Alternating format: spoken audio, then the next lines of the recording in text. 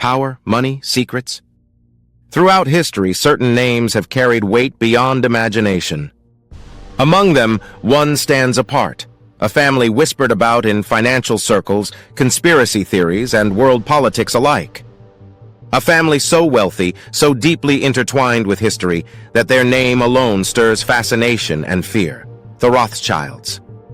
For over 2 centuries, this family has been linked to wars, revolutions, the rise of modern capitalism, and even the shaping of world governments. But who were they really? How did they rise from obscurity to become the most influential banking dynasty in the world? And why does their name remain shrouded in mystery even today? Stay with me, because the deeper we go, the more shocking the story becomes.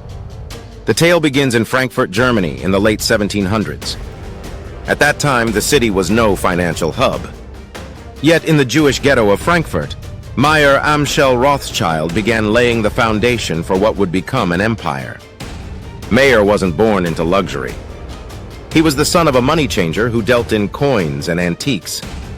But Meyer had a sharp mind for numbers and an instinct for opportunity. His vision was not just to make money, it was to establish a system of wealth that could survive generations. Meyer had 5 sons, and instead of keeping them close to home, he devised a strategy that would change history. Each son was sent to a major European capital: London, Paris, Vienna, Naples, and Frankfurt itself. This wasn't just a family decision, it was a financial masterstroke. By spreading across the wealthiest cities in Europe, the Rothschilds created the world's first truly international banking network.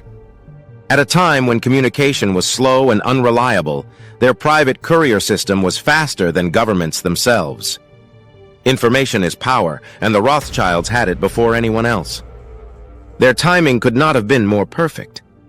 Europe was entering an age of war and industrial transformation. Wars require money, lots of it, and governments often found themselves desperate for lenders. The Rothschilds became the bankers to kings, emperors, and prime ministers. They weren't just financing trade or industry, they were financing wars. One of the most legendary moments came in 1815 during the Battle of Waterloo, when Britain faced Napoleon. The Rothschilds already had a reputation for moving money with unmatched speed. Nathan Meyer Rothschild, based in London, used the family's network to receive news of Napoleon's defeat nearly a full day before the British government itself. In that single window of time, Nathan executed a stock market maneuver so cunning it's still studied today. By briefly selling British government bonds, he sparked panic, causing prices to plummet. Then quietly, he bought them back in massive quantities.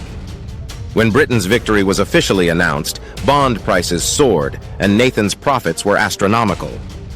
That single event cemented the Rothschilds' reputation as financial masterminds. But their influence went far beyond money. They became the silent partners in revolutions and state building. In the 1820s, the Rothschilds loaned £2 million, an extraordinary sum at the time, to help Brazil gain independence from Portugal. They financed the construction of Europe's railways, the lifeblood of the Industrial Revolution. They became key shareholders in the Suez Canal project, controlling one of the most vital trade routes in the world. Time and again, they weren't just investing in businesses, they were investing in the future direction of nations. With power, however, came suspicion.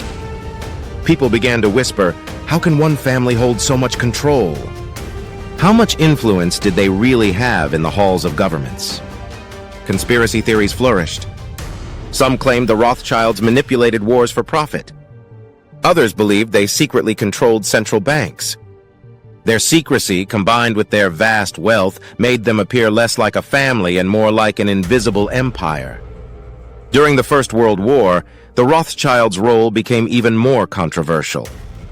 Having long invested in arms manufacturing and industrial ventures, their financial interests were tied to both sides of the conflict.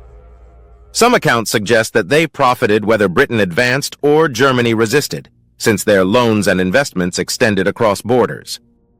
The same rumors swirled during the Second World War, though hard evidence remains elusive.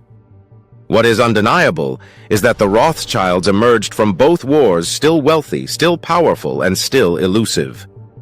But are they really the all-powerful Illuminati family of rumor? Or is their story simply one of incredible financial genius, magnified by centuries of myth? That question is what keeps the Rothschilds at the center of debates even today. Some view them as philanthropists investing in art, science, and education. Others see them as shadowy figures whose wealth thrives in chaos. What cannot be denied is their legacy. From financing wars to building railways, from secret couriers outrunning governments to negotiating with dictators, the Rothschilds shaped the modern financial system. They weren't just witnesses to history, they were often the silent architects. And whether you see them as villains or visionaries, their name continues to echo in every corner of world affairs. The story of the Rothschild family is not just about money, it's about power, influence, and survival. In a world where empires rose and fell, they endured. In times of war and peace, they adapted. And in an age obsessed with transparency, they remain as mysterious as ever. The question we're left with is this: how much of our world today still moves under their hidden hand? That, perhaps, is the greatest mystery of all.